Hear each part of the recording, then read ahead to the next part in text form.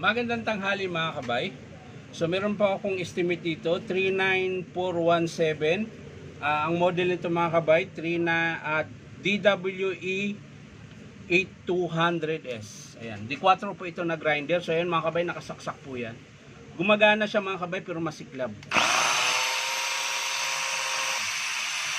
So ayan, tinanggal ko na po yung screw dito para makita natin pag pinaandar.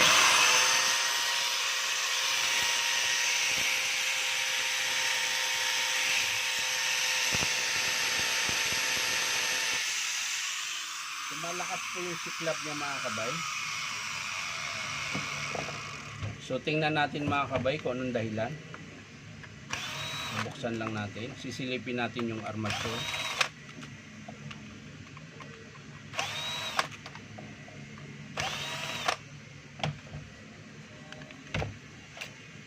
At syempre kalasin muna natin yung kanyang carbon brush. So ayan mga kabay, mahaba pa po yung carbon niya.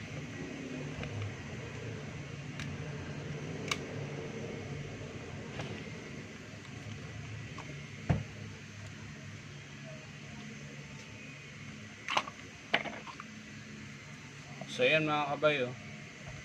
Sira po yung armature niya. So ayan, kung mapapansin nyo yan mga kabay, ayan. Ayan po, tingnan nyo po. Iba po yung kain niya, hindi po siya makintab dyan. Pero pagdating dito, ayan, oh, pantay pa po siya. Ayan. Pero pagdating dito sa sira na bar, ayan, 1, 2, 3, 4, 5, 6, ayan, 6 na bar yung sira. Ayan. So yun po yung dahilan mga kabay kung bakit masiklab. At syempre, check din natin yung bearing. Yung bearing niya sa likuran okay naman. So walang problema dyan, masira man yun o hindi. Dahil pag binili nyo po yung armature, kasama na po yung bearing na 607. Sa harap lang po yung hindi kasama, yung 608. So okay pa yung bearing mga kabay. Sa gear naman, tingnan natin yung gear. So okay pa po. At dito, ayun, yung flange niya mga kabay, magpapalit tayo. Ayan.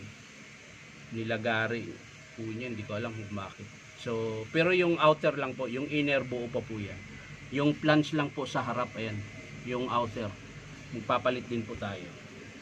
So, ang estimate natin dito mga kabay, armature, flange, outer flange, isa. So, dito sa field coil niya mga kabay, okay naman, ayan, hindi naman po maluwag. Brush holder niya okay, switch okay.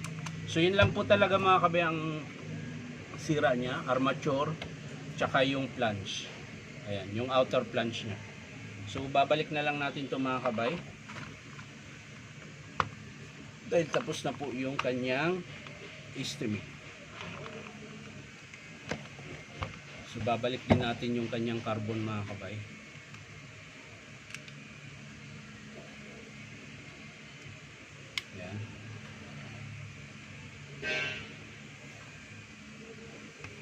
Ganun din sa kabila.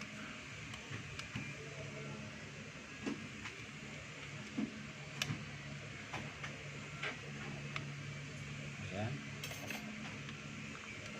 At syempre yung screw.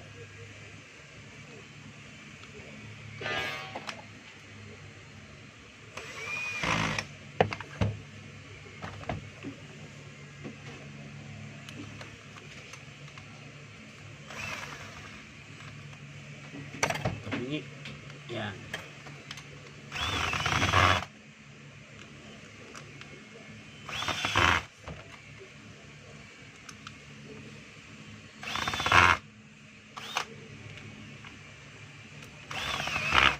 So yan mga kabay, tapos na po.